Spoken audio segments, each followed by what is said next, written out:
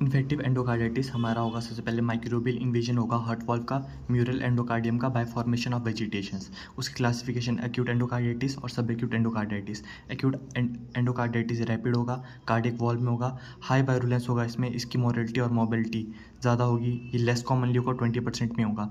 जो सब acute endocarditis है वो स्लो होता है, प्रीवियसली डैमेज वॉल्व पे होता है, इसकी वायरुलेंस लो होती है, ये वायरुलेंस स्ट्रेप्टोकोक की वजह से होता है। पेशेंट रिकवर जल्दी कर जाता है एंटीबायोटिक थेरेपी के बाद। अब इसकी पैथोजेनेसिस, सबसे पहले फैक्टर होंगे cardiac defect, Kaithal, prosthetic valve, वो जाके एंडोथीलियल इंजरी कराएंगे जिसकी वजह से डिपोजिशन होगा प्लेटलेट और फिब्रिन का और थ्रोम्बस की फॉर्मेशन होगी, और उस थ्रोम्बस को बोलेंगे हम NBTE, non bacterial thrombus endocarditis. उसके बाद कोलोनाइजेशन होगी बैक्टीरिया की थ्रोम्बस में, और वो क्या करेगा, प्लेटलेट डिपोजिशन को इंक्रीज करेगा, इन्फ्लामेशन करा देगा सेल में, और वेजिटेशन ग्रो हो जाएगी जो आगे जाके मेटास्टेसिस कर लेगी। क्लिनिकल मैनिफेस्टेशंस में कार्डियक आएगा, नॉन कार्डियक आएगा और लेबोरेटरी फाइंडिंग आएगी। जो कार्डियक आएगा उसमें न्यू वर्सेंट रिगर्जिटेटेड मरमर बनेगा। नॉन कार्डियक में फीवर, स्वेट, चिल, एनोरेक्सिया हो सकती है, Osler nodes, Janeway lesions. Laboratory findings में आएगा anaemia, leukocytosis increase, ESR increase, CRP। Agent of infective endocarditis में सबसे पहले नेटिव वॉल एंडोकार्डाइटिस कराएगा हमारा स्टेफिलोकोकस ऑरियस। इसमें भी दो होंगे, एक हेल्थ केयर एसोसिएटेड होगा, उसमें भी स्टेफ ऑरियस आएगा, और कम्युनिटी एसोसिएटेड होता है वेरिडेस स्ट्रेप्टोकोकी। उसके बाद है प्रोस्थेटिक वॉल्व एंडोकार्डाइटिस, वो हमारा कराएगा सबसे commonly CONS, coagulase negative staphylococci. Overall कराएगा सबसे ज़्यादा CONS, अर्ली कराएगा CONS, लेट कराएगा वायरुडेंस स्ट्रेप्टोकोकी। अब ड्रग 4 एब्यूज़र्स में राइट साइड में ट्राइकस्पिड में सबसे कॉमनली होगा एस ऑरियस, और ओवरऑल भी एस ऑरियस होगा। लेफ्ट साइड में कराएगा मिट्रल वॉल पे एंटेरोकोकस, और उसके बाद कल्चर नेगेटिव एंडोकार्डाइटिस हमारा कराता है HACEK. Modified Dukes criteria clinical diagnosis of infective endocarditis, इसमें 2 मेजर क्राइटेरिया होंगे, 5 माइनर क्राइटेरिया होंगे। सबसे पहले 2 मेजर में आएगा पॉजिटिव ब्लड कल्चर होगा, उसमें भी 3 होंगे। या तो टिपिकल इन्फेक्टिव एंडोकार्डाइटिस वाले ऑर्गेनिजम्स मिल रहे हैं जैसे वायरोइडस स्ट्रेप्टोकोकी, हैसेक और स्टेफाइलोकोकस ऑरियस, या तो हमें पर्सिस्टेंट पॉजिटिव ब्लड कल्चर मिल रहा है एटिपिकल एजेंट के लिए।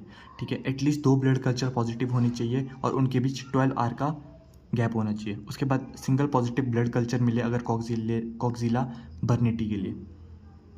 एंडोकार्डियल इन्वॉल्वमेंट हो, या जो हम पता कर सकते हैं पॉजिटिव एकोकार्डियोग्राम की वजह से ऑसिलेटिंग इंट्राक्रेनियल मास दिखाई देगा।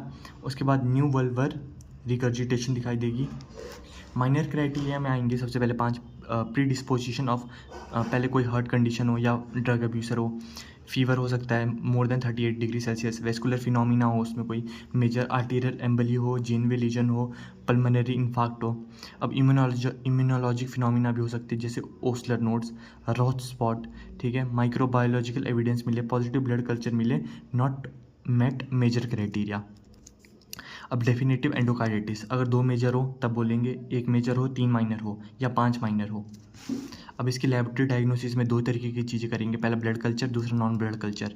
ठीक है, ब्लड कल्चर को बिफोर एंटीबायोटिक थेरेपी करना है, 2 ब्लड कल्चर बॉटल्स लेंगे हम, और इन दोनों के बीच 12 आवर का इंटरवल होना चाहिए। सिंगल वेन्यूपंक्चर साइट से होना चाहिए, सिंगल कल्चर पॉजिटिव तो पूरे बॉटल को हम पॉजिटिव बोलेंगे। मेजर क्राइटेरिया ये हमारा आगे जाके मेजर क्राइटेरिया में 2 देता है, A और B, और माइनर क्राइटेरिया का जो लास्ट वाला था। नॉन ब्लड कल्चर में हम सीरोलॉजिकल टेस्ट कराएंगे कॉक्सिला बर्नेटी और ब्रूसेला के लिए। आइसोलेशन ऑफ पैथोजन कर सकते हैं वेजिटेशन में, माइक्रोस्कोपी कर सकते हैं स्पेशल स्टेन से जैसे periodic acid Schiff test for Tropheryma whipplei. Direct immunofluorescence antibody test कर सकते हैं, PCR कर सकते हैं।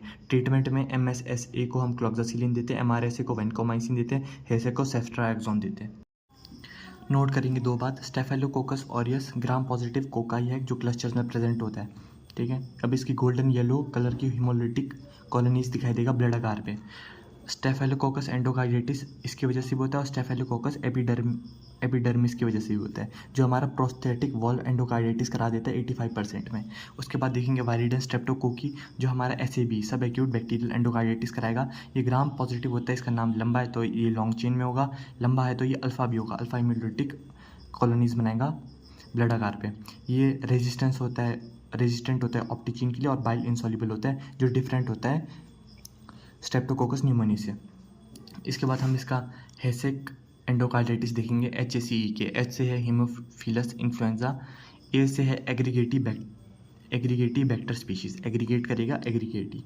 उसके बाद है कार्डियोबैक्टीरियम होमिनिस, कार्डियो में होम है, कार्डियोबैक्टीरियम होमिनिस। उसके बाद है एक ही नल्ला है इसमें, ठीक है, इन सब में से एक ही नल्ला है, एक है नैला कोरिडेंस और वो सड़ जाता है, कोरिडेंस।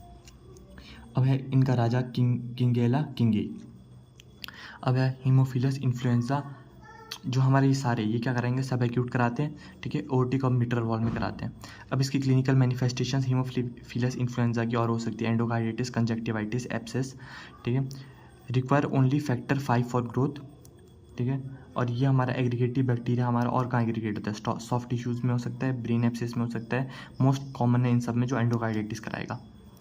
कार्डियोबैक्टीरियम होमिनिस हमारा आर्टेरो एम्बोलिज्म कराता है और ग्लोमेरुलोनेफ्राइटिस करा देता है। एकिनेला कोरिडेंस हमारा स्किन और सॉफ्ट टिश्यू इन्फेक्शन करा देता है और कोरिडन कॉलोनीज होती है इसमें। और हमारा किंगेनेला हमारा बोन टिश्यू और टेंडन में इन्फेक्शन करा देता है। अब इनकी लैब डायग्नोसिस देखेंगे, कल्चर में ब्लड कल्चर करेंगे, बैक्टी और अलर्ट से फास्टिडियस होते हैं ये, तो 1 वीक लगेगा और 5 से 10% CO2 चाहिए होता है इन्हें। आइडेंटिफिकेशन के लिए हम माल्टीटॉफ करेंगे, मॉलिकुलर मेथड यूज़ कर सकते हैं, PCR targeting by 16S RNA antigen, multiplex PCR भी यूज़ कर सकते हैं। इसका ट्रीटमेंट है सेफ्ट्राइक्सोन। अब एक्यूट रिमेटिक फीवर की बाकी सब हम पैथोलॉजी में पढ़ेंगे। जोन्स क्राइटेरिया होगी, major criteria, minor criteria, diagnostic criteria. Major criteria में 5 चीज़ें होगी, लो रिस्क और हाई रिस्क में डिवाइड करेंगे। लो रिस्क में आएगी carditis, polyarthritis, chorea, erythema marginatum, subcutaneous nodules. High risk में आएगी कार्डाइटिस, मोनोपॉलीअर्थराइटिस, यहाँ पे मोनोअर्थराइटिस भी आएगी हाई रिस्क के लिए, कोरिया, बाकी सब एरिथ्रा मार्जिनेटम और सबक्यूटेनियस नोड्यूल्स। उसके बाद माइनर क्राइटेरिया में देखेंगे, माइनर में आएंगे पाँच। लो रिस्क में आएगा polyarthralgia, hyperpyrexia more than 38.5 degree Celsius, ESR more than 60 mm/h, CRP more than 3.0 mg पर डेसीलीटर, प्रोलॉन्ग PR इंटरवल।